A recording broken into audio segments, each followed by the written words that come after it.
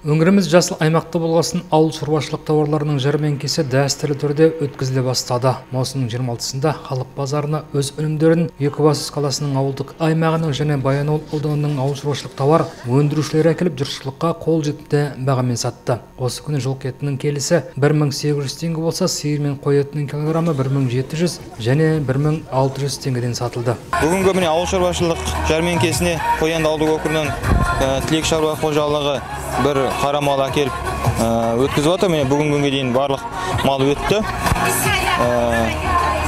Ауыл шаруашылық жәрмеңкесіне барлықтарыңыз келдіңіздер.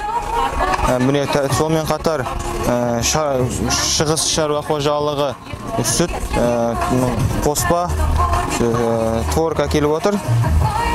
Бұл халыққа жеңіл болу үшін ауыл шаруашылық жәрмеңкесі ұйымдастырылып отыр. Бұл жәрмеңкеде 200 килограммнан қарақұмық пен күріш, күнбағыс майының 150 литрі, 1 тонна картоп және 500 килограмм пияз сатылыпты. Жалпы айтқанда тауар сатушылар да, тауар алушылар да осы күні риза болып үйлеріне қайтты. Вроде бы цены нормальные. Вот яйца взяла 310 высшей категории. Цены все доступны. Чувствуется разница с базаром. Спасибо. Почаще вы так. Мы только сейчас пока мясо, нормальная цена, по 1700. Цены доступны, качество хорошее, но желательно такая цена держалась бы.